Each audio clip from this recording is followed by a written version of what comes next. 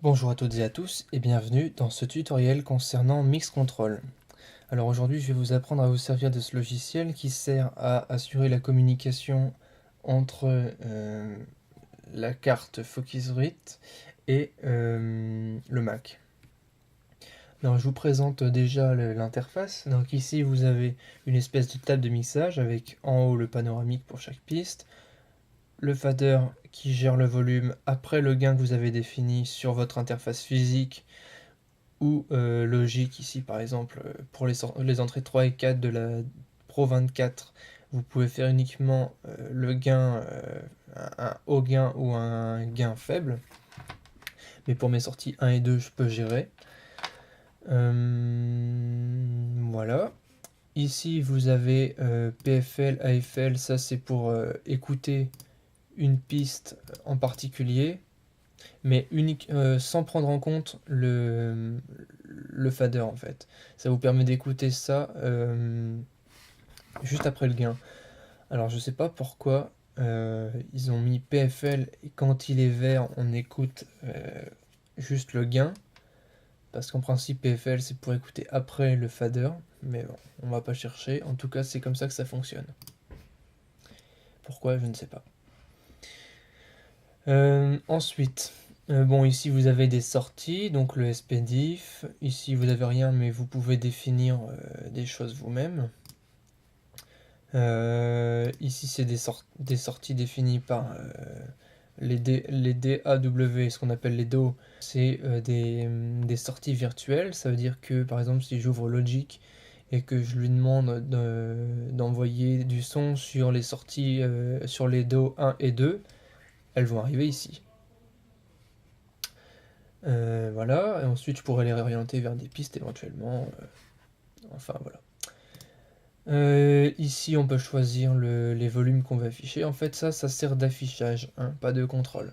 Enfin, ici on peut contrôler les volumes, mais on peut pas réorienter un signal par exemple dans une autre piste à partir d'ici. Alors ici à droite, ça c'est les sorties qui sont actives ou non. Donc quand elles sont bleues elles sont actives, quand elles sont rouges elles sont inactives. Ça veut dire que ici, quel que soit ce que je vais paramétrer dans la gauche, il y a uniquement les sorties bleues qui vont être actives. Donc là par exemple je suis en mode stéréo, donc il n'y a que mes sorties monitor, donc les sorties 1 et 2 qui sont actives. Si je veux activer le casque par exemple, les sorties 3 et 4, il faut que je les active. Voilà, si je veux faire une quadriphonie par exemple, c'est 1 et 2, 5 et 6 qui sont privilégiés. Donc voilà. Alors ce qu'il faut bien comprendre dans cette partie gauche, c'est que vous ne pouvez pas attribuer un numéro de sortie pour les moniteurs output par exemple. Ça c'est ce que j'avais du mal à comprendre au début.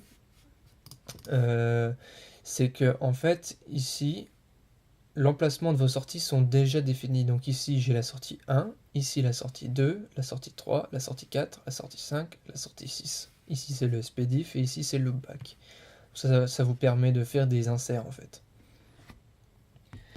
Donc par exemple, si j'utilise Logic, que je fais un mixage dans Logic et que je veux me servir de la carte uniquement pour sortir le son, et bien ici je vais mettre Do 1 et Do 2. Alors pourquoi j'utilise les Do? Parce que je pourrais utiliser les mix, par exemple mix gauche, mix droit, ce qui va correspondre à tout ça, c'est-à-dire mes entrées, plus les Do 1 et 2. Tout ça forme un mix qui est ici, et c'est ce mix que je vais faire entendre dans mes moniteurs. Alors le souci c'est que si vous avez des micros branchés, vous allez entendre aussi vos micros pendant que vous écoutez ce que vous avez fait, et même pendant que vous enregistrez ce que vous êtes en train d'enregistrer. Donc c'est pour ça que moi j'utilise les DAW, parce que de toute façon votre monitoring vous pouvez le gérer aussi dans Logic. Vous pouvez choisir de faire entendre ou pas ce que vous êtes en train d'enregistrer, les autres pistes que vous voulez faire entendre, etc. Donc moi de toute façon j'utilise toujours les DAW, et d'ailleurs il y a un routing qui s'appelle DAW Tracking, et c'est celui-là que j'utilise quasiment tout le temps. Alors, qu'est-ce que ça veut dire ici? Alors concrètement, on a le Do 1 et le Do 2 qui sont attribués au monitor, donc les sorties 1 et 2. Donc je rappelle, hein, les monitors, c'est les enceintes qu'on utilise pour écouter dans une cabine d'écoute. Pour mes sorties 3 et 4, qui sont aussi correspondantes à la sortie casque stéréo que vous avez sur votre façade, gérée avec un bouton de volume. Donc ça correspond aussi au Do 1 et 2, et je vous apprends rien en vous disant que 5 et 6, c'est la même chose. Donc voilà, en gros. Ici, vous pouvez gérer line ou instrument, donc ça, c'est des questions d'impédance, hein, bien sûr. Et ici, pour les entrées 3 et 4, on peut choisir de mettre un gain fort ou un gain faible. On n'a pas de potentiomètre pour gérer, donc voilà. Alors voilà, que dire de plus? En haut, vous pouvez toujours choisir ce que vous voulez doser. Donc par exemple, si vous faites un mixage. Alors, ce qui est important de savoir, c'est qu'on peut programmer la carte et l'utiliser sur secteur après sans la brancher au Mac. Donc voilà, j'ai mes pistes, je fais mon mixage. Et par contre, ici, je vais utiliser le mix que je vais sortir. Voilà. Donc là, je peux le mettre partout, en fait, hein.